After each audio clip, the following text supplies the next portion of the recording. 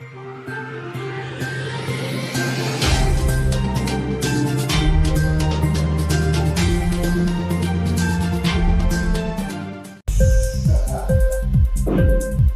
TV prime time news కి స్వాగతం.